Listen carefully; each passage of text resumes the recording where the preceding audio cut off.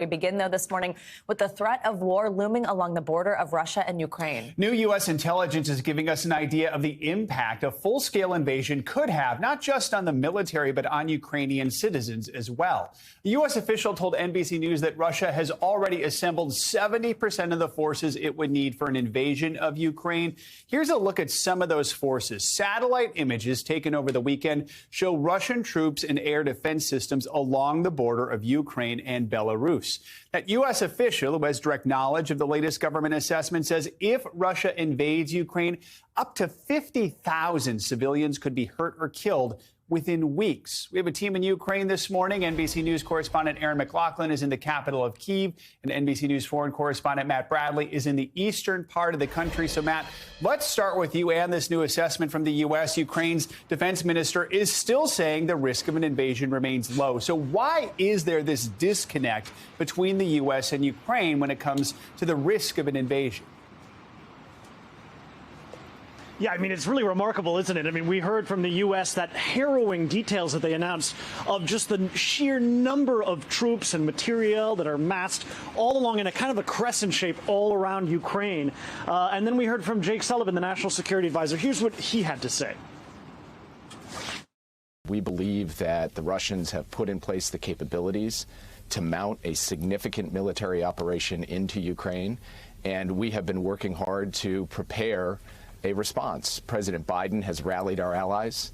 He's reinforced and reassured our partners on the eastern flank. He's provided material support to the Ukrainians, and he's offered the Russians a diplomatic path if that's what they choose instead. So, you know, here in Kharkiv, this is kind of the second largest city in Ukraine. It's sort of the unofficial capital of the Russian-speaking eastern part of the country. I got to tell you guys, nobody here is panicking. From the president of the country on down to your average Joe, everybody seems remarkably at ease. Now, we heard last night from the defense minister of Ukraine, and I want to read you guys some of what he said. This was last night. This was a day after those really, really shocking details were announced by U.S. intelligence. This is from Alexei Reznikov. He said that many different hypothetical estimates and predictions can now be heard, especially in foreign media. That's us, guys. And he said some have even announced an invasion of Russia, which, and again, he's reminding us that 8 years ago, Russia invaded, and we hear this again and again from Ukrainians. There's already been a war. So this is not something that's that surprising to them. And then he ended up by saying the probability of a significant escalation as of today continues to be assessed as low. Really, really massive divide between Washington and Kyiv. Guys? So, Aaron, that assessment says Kyiv could likely be captured in the early days of an invasion. You've been speaking with people there who say they're actually ready to fight back against the Russians. What did they tell you? That's right, Joe. Here in Kyiv, they're preparing for the worst. We watched as Saturday morning, hundreds of ordinary people participated in military training, men and women, young and old, learning how to handle weapons, learning how to evacuate the wounded, learning how to administer first aid. We spoke to one woman, a mother of 2 teenage sons. She was there with her boys. She said that she's willing to pick up a weapon to defend her country in the event of a Russian invasion. Take a listen. Are you scared for your family? We are all mortals. Come on, we are all going to die someday. And the thing you can do is you can live your life in dignity or not.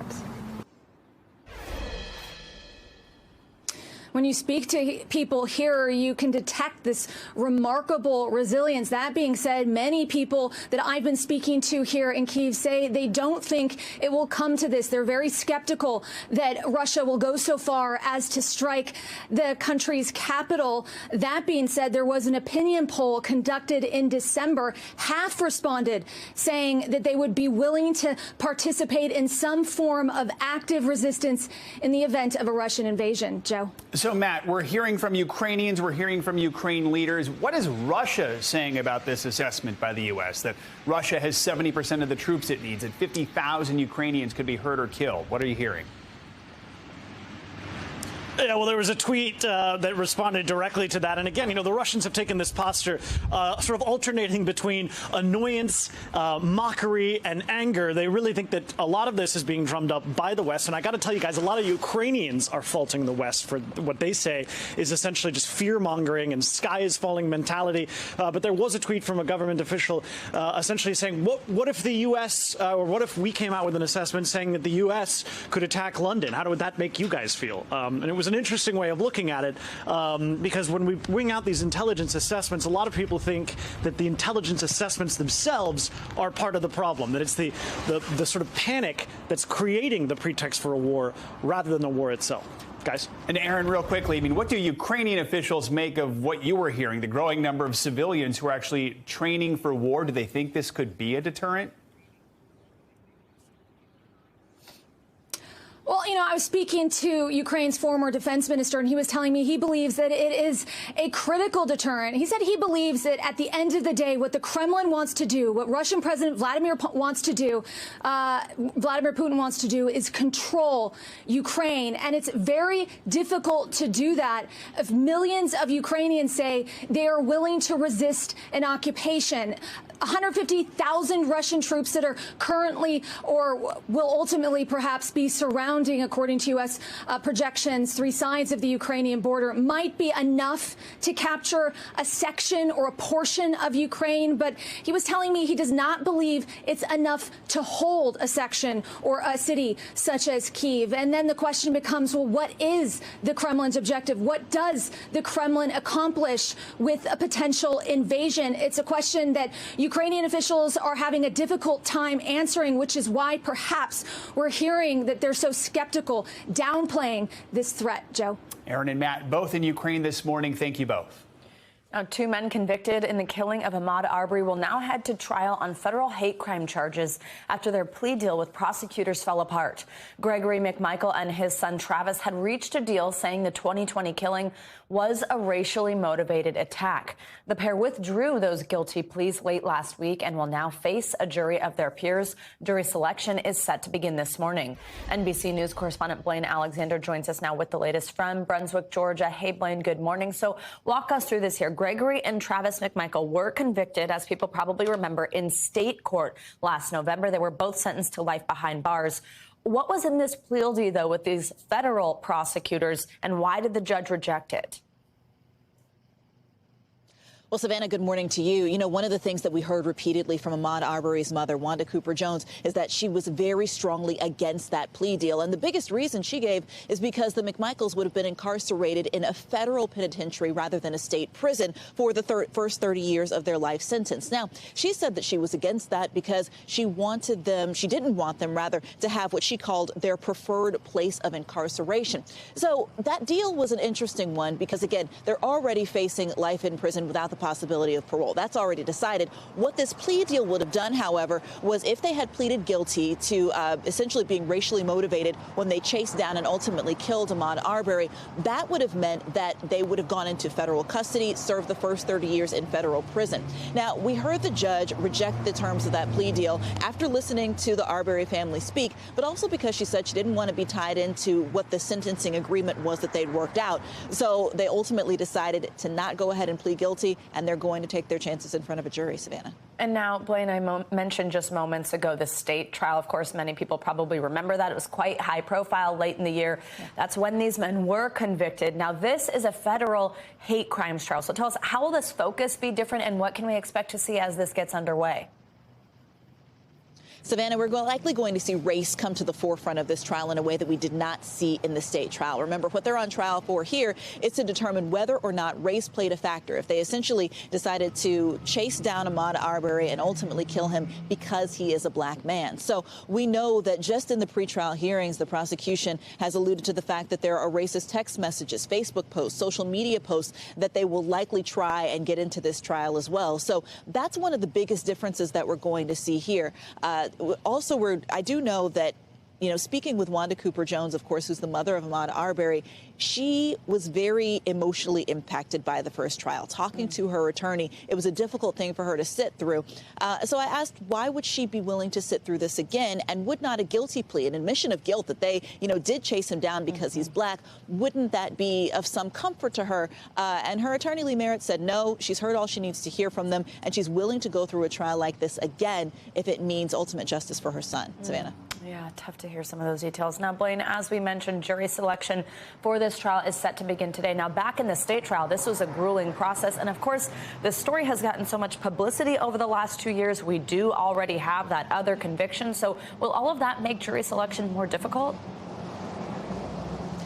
Some legal experts believe that it may actually. Consider this. They were, up until just a few days ago, Gregory and Travis McMichaels had every intention of pleading guilty to hate crime charges. In fact, Travis McMichaels did enter a guilty plea and then wound up withdrawing that. So you're going to have to think about jurors who potentially have been watching news coverage. Of course, all the back and forth of last week was covered extensively. So, of course, they'll be instructed not to consider that. But certainly that will be a big question as to whether or not that has influence when it comes to selection, Savannah. All right, Blaine Alexander, thank you so much.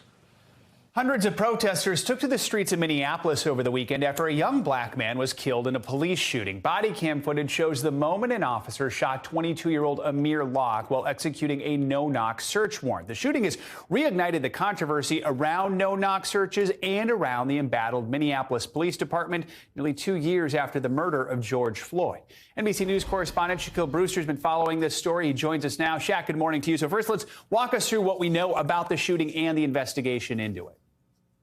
Good morning, Joe. And, there are still many questions and many things that we don't know about this investigation as it continues into this week. But what we do know is that this is a shooting that happened early Wednesday morning as the Minneapolis Police Department was executing a no-knock search warrant on an apartment that 22-year-old Ahmaud Arbery was staying in. And this was a search warrant that was at the request of the St. Paul Police Department as part of a homicide investigation that they were participating in. But Minneapolis Police Department is the one who actually executed it and elevated it to a no-knock search warrant. Now, what we do know is that warrant did not name Ahmaud Arbery, and it's unclear if he was even connected to the investigation. That's something that we're still waiting to hear from that St. Paul Police Department. But you see in that body camera video that was just shown, an officer goes in, or several officers go in, part of the SWAT team. They're unlocking the door there. They announce themselves once they're inside. An officer kicks the couch, and Locke slowly gets up, and that's when you see a gun. Now, he never fired that gun.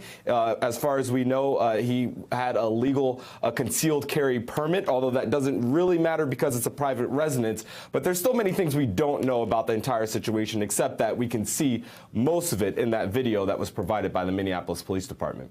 So, Shaq, we know the Minneapolis Police Department currently under investigation by the Justice Department to determine whether there's a pattern of discrimination in using excessive force. With that backdrop, tell us more about some of the protests we saw this weekend. What were people saying? And it's important to note that that investigation by the federal government, that was something that happened after the murder of George Floyd. So they have been under the scrutiny and facing pressure for some time now. And you see some of the images of the protests that we saw during the course of the weekend. One thing I should note with that is you see hundreds of people there. This is also in the frigid cold in Minneapolis. Last night, you also had protesters participating in a caravan. We did hear from the parents of Ahmaud Arbery at one of the protests. I want you to listen to what we heard from his mother. My son, Amir, who is born and raised in the Twin Cities, law-abiding citizen, did everything he was supposed to do, was raised with moral and values, loved by so many. Everybody that came in contact with him, he had a beautiful spirit and a beautiful smile. Never would I have imagined that I would be standing up here talking about the execution of my son by the Minneapolis Police Department. I should not have to be here. His family at a protest on Saturday is calling for 22 days of peace to honor their son, who, of course, was 22 years old when he was killed on Wednesday. We also know that this investigation is now in the hands of the state prosecutor, so it'll be up to the attorney general and his team to determine whether or not there will be charges, if he believes there should be charges. The city also halting no-knock warrants until they can come up with a new policy. Shaq, thanks so much. Appreciate it. Now, some scary moments for a group of people riding snowmobiles in northern Ohio Sunday afternoon. The ice floe 18 people were on broke off and started drifting into Lake Erie. The Coast Guard sent crews to rescue them, and they say a Good Samaritan with an airboat also jumped in to help with the rescue. Officials say none of the people trapped on the floe were hurt. And that's the kind of story that leads us right into a Check Every Morning News Now weather. Bill Cairns is with us. Bill, happy Monday. Happy Monday to you guys. I can't even picture what you would talk about with your group of friends on that ice floe. Just floating away. Just floating away. I don't know. I'd probably complain about something. All right, so let's get into it's Monday, yeah? That Friday I wouldn't complain. All right, so this forecast, we don't have a big winter storm to talk about, but we do have just a little bit of rain, a little bit of freezing rain to deal with, and that's going to be sliding up into the Northeast. Right now it's in the Carolinas, so if you're from the Charlotte and Raleigh area, especially north and west of those cities heading towards Greensboro, Winston-Salem, anywhere in between, we have a little bit of freezing rain we've been dealing with. We also now have some freezing rain breaking out into central New Jersey, so from Philadelphia heading towards New York City and then eventually up into the Hudson Valley. Watch out. This is going to make for a very slick next 2 to 3 hours. This is not an ice storm, but it's just enough to put a coating of ice down. Any roads that are untreated or sidewalks will have a glaze of ice on them, and that's always the worst, when you're not expecting it. So we do have winter weather advisories that are out for 32 million people, including from Charlotte to Greensboro. Also a little bit of lake effect snow possible near Chicago today, but that area from Philly to New York this morning, right there in the heart of rush hour, is the area I'm most concerned with. Not a lot of snow with this storm. You have to go all the way up into New Hampshire and to Maine even to get 2 to 4 inches of snow, and by their standards, that's just a little extra, blanket out there on top of the snow already on the ground. So the forecast, one thing you'll notice this week, we do not have a lot of frigid air, and we do not have a lot of big storms. Look at those numbers. 50s in the middle of the country, 50s in Montana, even into tomorrow. And I would take that 66 degrees and sunny in Dallas, and I'd be dancing in the streets, guys, but we're going to have to wait our turn in the Northeast. Not happening this week, I guess. Yeah. All right. We're not expecting it for a bit, though. All right. Thanks, Bill. Thanks, Bill. Thanks for watching our YouTube channel. Follow today's top stories and breaking news by downloading the NBC News app.